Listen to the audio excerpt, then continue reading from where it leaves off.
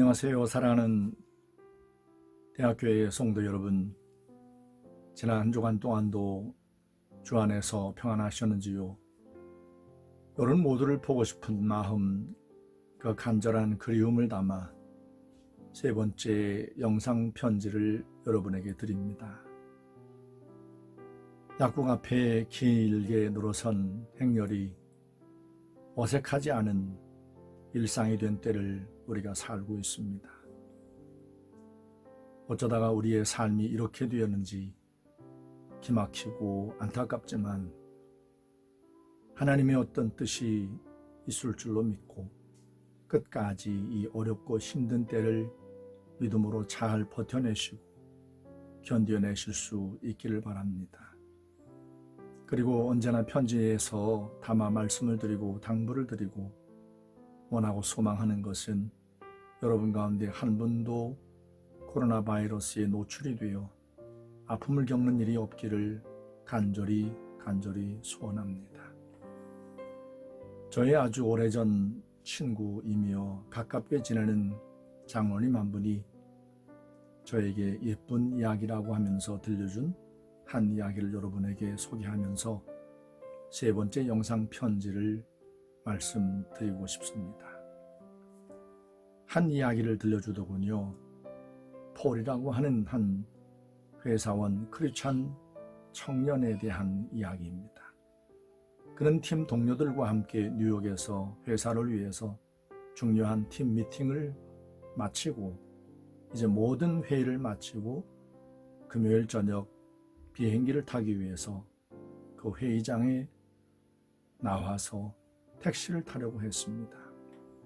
그런데 뉴욕의 금요일 저녁은 엄청난 러시아워가 있기 때문에 택시를 탄다는 것이 거의 불가능해 보일 정도였습니다. 그런데 마침 빈 택시 하나가 폴 일행이 서 있는 앞으로 다가온 겁니다. 폴과 그의 동료들은 쏜살같이 그 택시를 타려고 달려갔습니다. 그런데 너무 급한 나머지 노점상이 과일을 담아 버려놓은 박스를 발로 걷어찬 겁니다. 박스 안에 담겨있던 과일들이 거리로 나뒹굴고 있습니다. 그런데 폴의 동료들은 아무렇지 않은 듯이 택시에 올라타서는 폴 빨리 타. 이 택시를 타지 않으면 비행기를 놓칠 수 있어. 빨리 타야 돼. 라고 말하면서 폴을 향하여 손짓을 했습니다. 그런데 폴은 도저히 그 자리를 그냥 떠날 수가 없어서 택시에 올라탄 동료들에게 먼저 가. 나는 다음 비행기를 타고 갈 거야. 라고 하면서 동료들을 보냈습니다. 그리고 길바닥에 나뒹굴고 있는 과일들을 주섬주섬 박스에 주워 담고 있었습니다. 바로 그때 그 노점상 주인 할머니가 앞을 보지 못하는 시각장애인이라는 것을 알고 그 장애인 할머니가 길바닥을 더듬더듬하면서 과일을 줍는 것을 보고는 더 아픈 마음을 금할 수가 없었습니다. 그는 모든 과일을 다 주워서 박스 안에 넣어놓고는 지갑을 꺼내어 상당한 금액을 할머니에게 쥐어주면서 할머니, 이 정도면 오늘 장사 충분히 되실 겁니다. 과일값이 충분히 될 거예요. 라고 그 자리를 떠나려고 했습니다. 그때 할머니가 묻는 겁니다. 예수님이세요? Are you Jesus? 이 폴은 깜짝 놀라면서 아닙니다 할머니, 저는 예수님이 아닙니다. I'm not. 그런데 그 할머니가 눈물을 흘리면서 박스가 누군가의 발에 의해서 차여지고 그 안에 담겨있던 과일이 길바닥에 나뒹굴고 있는 이런 어떤 소리를 들으면서 절망감에 빠져서 예수님, 제발 좀 저를 좀 도와주세요 라고 하면서 기도했답니다. Please, Jesus, come help me. 그때 바로 당신이 오셨습니다. 당신이 제 과일을 다 주워주었고 그리고 제 손에 돈까지 쥐어주었습니다. 당신은 분명 예수님이 맞습니다. You must be Jesus. 폴은 그 노점상 할머니와 헤어진 후에 그날 뉴욕에서 하룻밤을 더 묵어야 했고 호텔에 돌아와서 깊은 생각에 사로잡혔습니다. 과연 지금까지 내 삶 가운데에서 다른 사람이 나를 보고 아니 이 사람이 예수님인가? 라는 생각이 들 정도로 그런 착각을 불러일으킬 정도로 그렇게 살았던 적이 언제인가? When the last time someone confused you for Jesus. 우린 보통 하나님 앞에 우리의 믿음과 신앙을 고백하기를 작은 예수로 살자라고 하는 그런 고백을 종종 하곤 합니다. 정말 이 땅에서 다른 사람들이 아니 이 사람이 혹 예수님인가? 라는 착각이 들 정도로 작은 예수로 살아온 실제로 우리의 삶 가운데 그런 모습을 드러낸 적이 언제인가를 폴뿐만 아니라 제 자신과 우리 모두가 하나님 앞에 돌아보지 않을 수 없습니다. 요새는 가장 우리의 삶 가운데 필요하고 소중한 것이 얼굴에 쓰는 마스크가 되었습니다. 그래서 약국에서 오래 기다리면서도 그 마스크 한 장을 구하려고 애를 쓰는 이웃들의 모습이 안쓰럽기만 합니다.